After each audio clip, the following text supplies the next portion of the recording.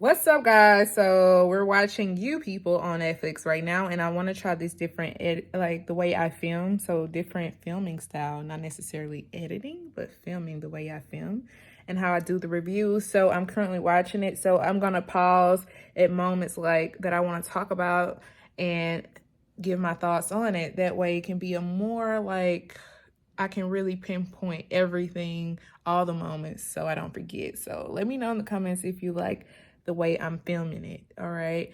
But so far, like when you in church, Pooh, don't disrespect the Lord. Don't be up in there cursing. Okay, dress appropriate. You know what I'm saying? Respect the house of the Lord. Hallelujah. Hallelujah. Okay, the scene with him talking to Dr. Green, now he's talking to his mother about it. You know what I'm saying? It's funny. They're making light of it, but it's a serious thing. It's serious business. People will try to take advantage of you sexually and do things that you're uncomfortable with, that you do not consent with. And people like that, you need to be aware of, stay away from them, and keep them away from your children because that is serious. And, the guy's like, I ain't having it. I'm going to take the victim side. And the mama's like, well, I'm to proven guilty. And even though it's funny, in real life, you have people like that and parents like that. And it is so devastating to see, like, obviously this person is sick and you see what they're doing to me. And I don't have the support of anybody. How can I defend myself, especially if I'm a child, when the people who's supposed to defend me don't even have my back? So although this is funny the way they're doing it, it is a serious issue that you should take serious and be aware of and remove those people away from you, your family. Okay? Okay, if I'm picking Drake before or Drake right now, I'm picking the before Drake. But, I don't want nobody to be sad though, you know what I'm saying? But I did love his sad music. That's a bad thing to say because you don't want him to stay sad forever, you know what I mean? But I love that he had more music that when he was happy in a relationship or sad in a relationship, it was more beautifully put, but I love what he says, like, when is my time? I'm going to have my special someone that I can share my life with, that I can share myself with, and it's like, that's the goal that we should be pushing. And instead of sleeping around and hoeing around and all that foolishness, we should be not necessarily looking. The person will come, like, y'all will meet each other. It will happen on its own naturally. That's not something you can force, but that's the point of life, is to share your life with people who are meaningful and who, you could share your soul with, people who mean you well. That's the whole point of this life, Yeah. Okay, Eddie Murphy. Okay. Let me tell you, when I go to places like LA and Texas, I be like very white, very bright, very light. I be like, where are my brown people? Like, everybody is mixed, everybody is light, everybody is bright. I'm like, I'm dark skinned, baby. What my people at? What my people at? What my people at? I'm dark skinned, baby. What my people at? It's crazy. But for real, I love to see different hairs, different textures, different nationalities, different skin tones, different shades. It's a vibe, you know? I think about, like, if I grew up as a rich kid, like, this is how this house is gorgeous. They're going to meet the parents, his parents, and his house is freaking stunning. Like, I imagine, like, if I grew up rich, like, all the creative things I would be doing right now, because you have access to money and to more opportunities because you're around that type of vibe. You get what I'm saying? But like, this house is stunning. You know how you ask people, like, where you from? And they be like, And then you be like, grab your bags. Grab your bags. Oh, what's a nice part of town? Grab my bags. Let's get the hell out of here. So nice to meet you. That'd be wild. Like, that's where I'm from. That's not who I am. Get it together, boo. Stop judging me. You don't even know me. Just saying. You know doggone well. You ain't do all that. You chicken out like a little chicken. Okay, you ran out of there like a little girl. Wait a minute. Let's not even use that. Little girls can be fierce too, boo. You ran out of there like a scared little animal. Like, you don't got the juice. You don't got the juice.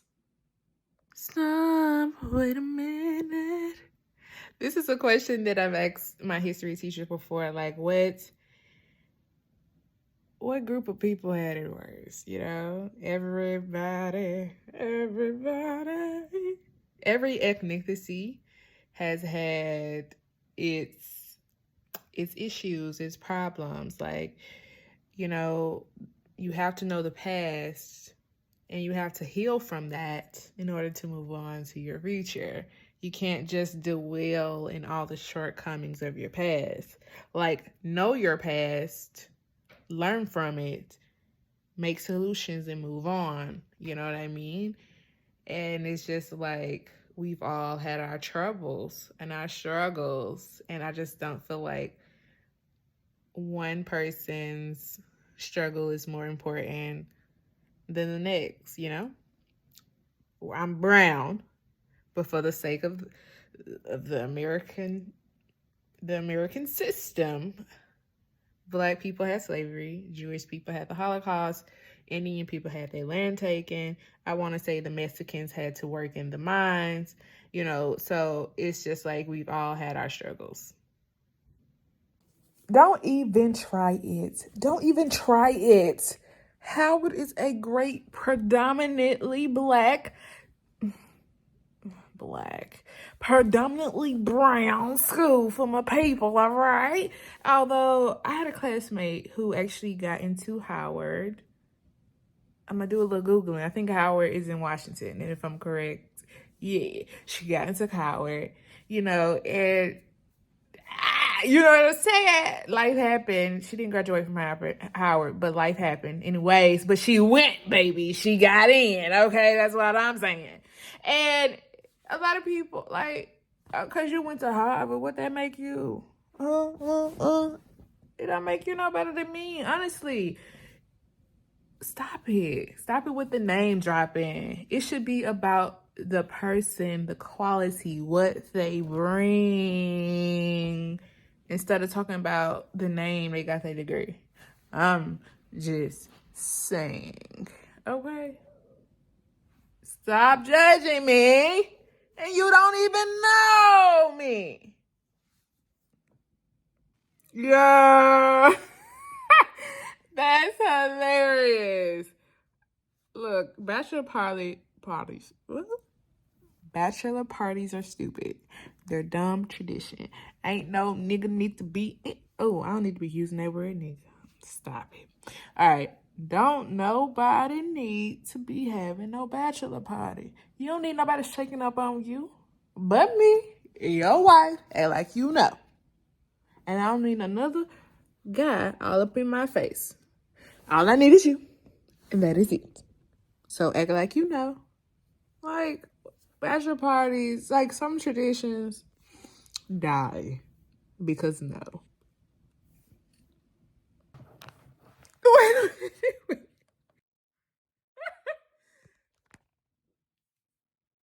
Not her taking off the wig on accident. That's why you need to wear your real hair, boo. Get with it. Go home. Rock your own stuff, because can't nobody, nothing. Okay? All right, so I have a problem. One, most interracial couples tend to have friction because of like they just grew up completely different. You know, the races just don't be getting along. So it's like, okay, you got old fashioned parents, you know, so it, that in itself. And then also like, I mean, whatever, it doesn't really matter. Like when some in this scene, he's trying to like, you know, I got the hookup, I got the juice for real this time. And she's like, no, I don't need you. Like I've, oh, you know, whatever. I feel like that's pride. People need to let go of pride. You know, if you got someone that's gonna help you, there's like he said, it's nothing wrong with help. Genuine help. You know what I'm saying? Ain't like it's some BS. It's genuine help. And it takes sometimes other people to recommend you because sometimes people just overlook you because of your race, because of your hair, or the way you dress, or the way you talk. You know what I'm saying? So sometimes you do need that extra connection, you know what I'm saying, to help you get your foot in the door and get what you deserve. This world doesn't operate on itself alone. They have people, we have people, we help each other. Simple as that. Somebody got to follow you. Because if don't nobody follow you, ain't nobody going to support you. You know what I'm saying? So we work together. Nothing is done alone, for real. Teachers teach you. Parents raise you. You know what I'm saying? So it's a process. We all need help. You just want to make sure you're getting the right help, not the wrong help. Genuine help, you know? So let the pride aside. And I feel like that right there, pride kills a lot of relationships. But when you let it go, you can really flourish as a person and as a couple. Kudos for standing up for yourself. Like, he stood up for himself. He talked his stuff. But that's just how the world works. A lot of times people are always prejudging and predetermining who you are and what you bring. You don't even know me. I've been saying that through the whole video. You don't know me, so stop judging me. You don't even know me. You didn't give me a fair chance. You didn't give me a fair shot. And so many times people do that on a daily basis. And it's not right. You know, I don't know what it would be like being you. Because I will not ever be you. But I do know what it's like to be a mean person, a good person, a happy person, sad person. You know what I'm saying? I do know that. You know, I might not understand or get the treatment you get. But I do know the difference between right and wrong and how to treat somebody, you know? So stop all this prejudging and just treat people accordingly to how they treat you. Not based on anything else. Simply based on what they bring to the table. Are they being respectful? Are they treating you kind? If they're not, then you have all the right to diss them. But to diss somebody on prejudgments and pre-notions, that's foolish. I appreciate how she handled herself, how she stood up for herself. It's too many times like race becomes a thing. Again, like I'm brown. You white. All right? Okay, great. That's a skin color. I don't need you to see just the skin color. I need you to see Montidra, because that's who I am. I'm not just brown. I'm a young woman. I'm a human being. I have purpose beyond my skin color. So when you see me, of course you see my brown skin, but I hope you see my personality and what I bring, Montidra. Okay? Again, like, she had extensions. That's what she had in her hair. Why is it like black women are the only women that have struggles with their hair? Every woman has struggles with her hair. regardless of what race, what skin color. It doesn't matter. We all struggle with our hair trying to figure it out, okay? Why do we make it a big issue when it comes to brown skinned women? Again, here I go being ignorant like America. We ain't black, we brown. I don't even want to say black. But why do we as brown people, why is it an issue if we wear weaves or braids or extensions? White women do it all the time. But I guess because it's a narrative that brown people, brown women, don't have long hair. It's not true. It's not true.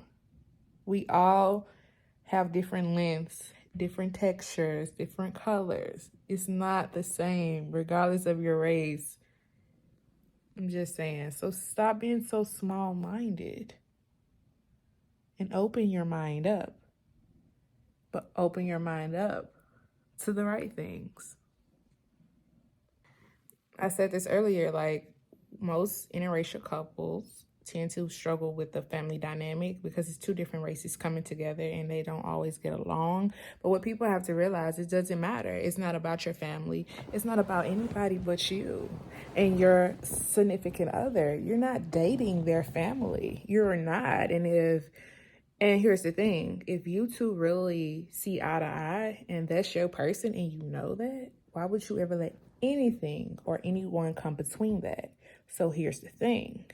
If your families can't respect you guys' situation, then cut them off. You have to set boundaries with people in your lives. And it's difficult because these are the people you've known all your life and you love them. That's your family. But if that really was your family, they'll put their differences aside and respect you guys' relationship, especially if it's actually a good, healthy relationship. You cannot let people take from you all your life. At some point, you really have to stand up to people and preserve your right to happiness. All right, so the movie is done. So they had a happy ending. Sometimes it works out and you can correct your wrongs and make it all better. Sometimes it can be too late. In this case, it wasn't too late and they were able to all come together and right their wrongs and take ownership of that. So I loved how it was done. It was beautifully made. I'm gonna give this movie a